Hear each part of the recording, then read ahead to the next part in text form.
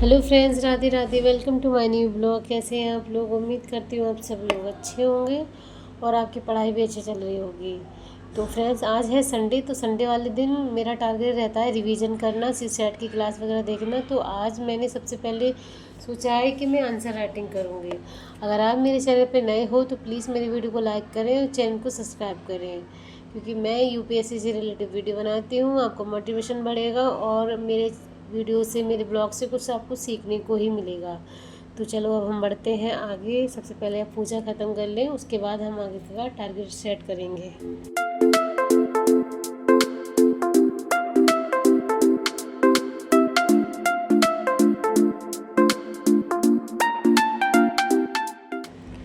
Friends, पूजा ख़त्म होने वाली है और अब मुझे अपनी आंसर राइटिंग की तैयारी करनी है। तो मुझे आज आंसर राइटिंग करनी है फ्रेंड्स, क्योंकि मैं आप लोगों को बताती रहती हूँ कि आंसर राइटिंग करना बहुत ज़रूरी है। आप लोग ये सोचते होंगे कि मैं आंसर राइटिंग नहीं करती हूँ, लेकिन कभी कभी ऐसा होता है कि मैं ब्लॉग में शूट नहीं कर पाती हूँ, लेकिन आंसर राइटिंग मैं डेली करती हूँ। चाहे मुझे एक क्वेश्चन ही क्यों ना लिखना पड़े, लेकिन मैं करती ज़रूर हूँ। जैसे कि मैंने एक क्वेश्चन लिया है, उससे मैंने 50 वर्डों में मुझे एक्सप्लेन करना है अपनी लैंग्वेज में, 50 में या 100 में। अगर आप स्टार्टिंग करना चाहते हो, देखो धीरे धीरे ना हमें कुछ चीज़ें होती हैं समझ में आने लगती हैं, और स्टार्टिंग में ऐसा होता है कि हम ये सोचते हैं कि पता नहीं हम कर पाएंगे या नहीं कर पाएंगे। देखो, अगर आप अभी घर पर हो, चाहे आपसे कुछ मिस्टेक भी हो जाएगी लिखने में, तो आप अभी सुधार सकते हो। लेकिन एग्ज़ाम हॉल में जब बैठोगे ना, जब अगर आपका प्री क्लियर हो गया, तो अगर आपने लिखने की प्रैक्टिस नहीं की है, उस टाइम आपको बहुत ही ज़्यादा खुद के ऊपर गुस्सा आएगा कि आपने पहले इतनी मेहनत क्यों नहीं की थी, जो आज आपको इतनी प्रॉब्लम फेस करनी पड़ रही है। इसलिए अभी घर पर हो, सेल्फ स्टडी करते हो या कोचिंग ले रहे हो, तो अभी आपकी गलतियाँ सुधारी जा सकती हैं कि आप कहाँ गलतियाँ कर रहे हो। लेकिन जब आपका एग्ज़ाम आता है ना, तो वहाँ गलती सुधारने का मौका नहीं मिलता। इसलिए अभी टाइम है, तो उस टाइम का सही यूज़ कर लो। और फ्रेंड, डेली आंसर राइटिंग किया करो।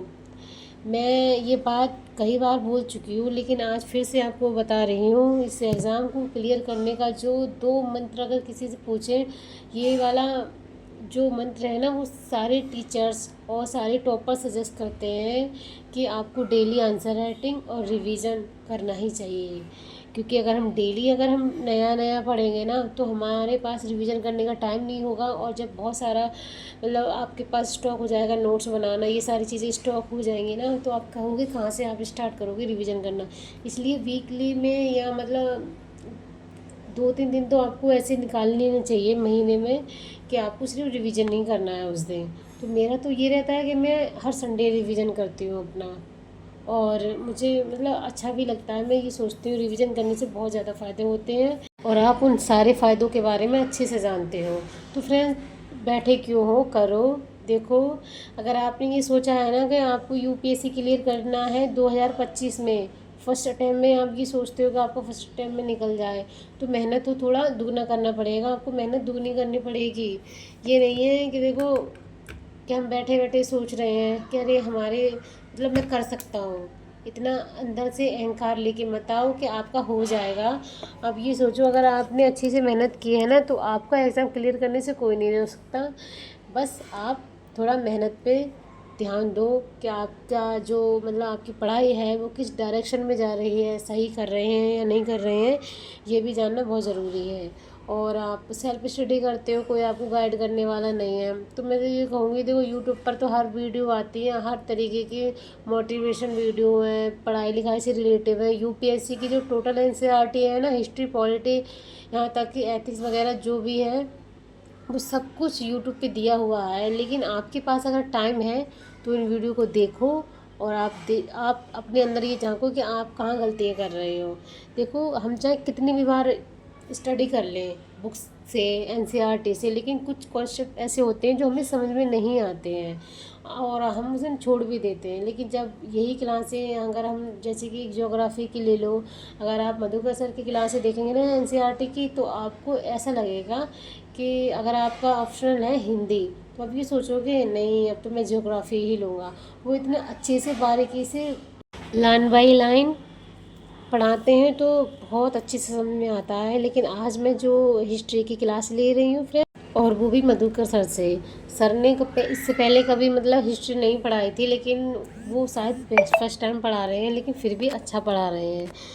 तो मैं ये कहूँगी फ्रेंड्स कि अगर आपको कुछ ऐसा लग रहा है कि आपकी जो मतलब स्टडी है उसमें कुछ छूट रहा है, तो आप यूट्यूब से सर्च कर सकते हैं। यूट्यूब पे सारी चीज़ें दी हुई हैं। मुझे 2-3 दिन से मैं बहुत ज़्यादा परेशान हो रही थी, और मतलब हिस्ट्री की मुझे क्लास नहीं मिल रही थी। देखो, अगर हम जिस टीचर से पढ़ते रहते हैं ना, हमें उसी की हैबिट हो जाती है कि हाँ वो सही मतलब अच्छा पढ़ाते हैं। और ऐसा भी नहीं है कि ये एक आदत है। मैं सच्ची बता रही हूँ कि मधुकर सर की जो भी क्लास मैं लेती हूँ ना, मुझे सारी क्लासें अच्छे समझ में आती हैं। तो मैं काफ़ी दिनों से सर्च कर रही थी कि हिस्ट्री की एक भी क्लास नहीं है मधुकर सर की। तो मैंने कल जो मतलब दूसरे टीचर हैं, पता नहीं किस नाम से, मैं मतलब नाम भी भूल गई हूँ, कोचिंग का मतलब क्या है वो, मतलब PWS ही कुछ है, लेकिन वो भी सर अच्छा ही पढ़ा रहे थे। और आज मैंने देखा कि 8th क्लास की जो कंप्लीट मॉडर्न हिस्ट्री की क्लास है, मधुकर सर ने भी डाली हुई है हिस्ट्री की, तो आज मैंने उनसे ली थी। देखो, अपना अपना इंटरेस्ट है। मैंने स्टार्टिंग से मधुकर सर से जो भी क्लास है अपने डाउट क्लियर किए हैं, तो मुझे उनका पढ़ाना ज़्यादा बेटर लगता है। लेकिन कोई भी टीचर है ना, वो हमेशा अपना 100% ही देगा। वो ये कहेंगे, ये सोचेंगे कि जो भी बच्चे हमसे उम्मीद रख रहे हैं उनकी उम्मीदों पे हम खरे उतरें। फ्रेंड्स, आज मैं शाम को शाही पनीर और नान बनाने वाली हूँ, तो वही बनाने की कोशिश कर रही हूँ। मैंने पनीर बनने रख दिया है, और मैंने जो मैदा वगैरह का आटा होता है ना, वो मैंने पहले से ही मतलब गूँथ के रख दिया, क्योंकि नान के लिए 1-2 घंटे पहले से ही आटा जो भी होता है मैदा, उसे पहले से ही लगा के रख देते हैं, ताकि उसमें थोड़ा सॉफ्टपन आ जाए, सॉफ्ट तरीके से नान बने। तो मैंने पहले वो कर दिया था, और अब मैं नान की सब्ज़ी बनने के लिए रख देती हूँ।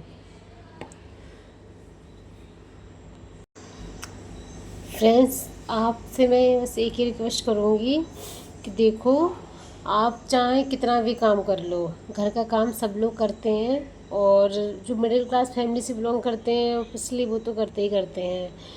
लेकिन आप अपनी पढ़ाई को इस ज़रिए से कभी मत छोड़ना कि आपके ऊपर बहुत ज़्यादा प्रेशर है, आप घर का भी काम करो और पूरी फैमिली को हैंडल कर रहे हो, तो आपके पास टाइम नहीं है।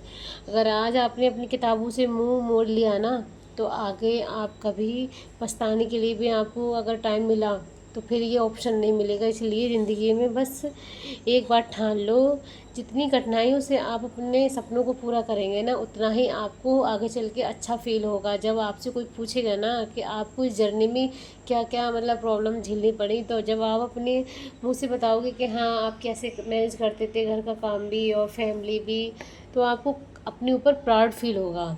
देखो, जो चीज़ें आसानी से मिल जाती हैं ना, आगे चल के उनकी कदर नहीं होती है। और जो सपने मुश्किलों से पूरे किए जाएं, उनमें उन्हें पूरा करने के लिए बहुत ज़्यादा एफर्ट लगाने पड़े, तो उन सपनों की बात ही कुछ और होती है।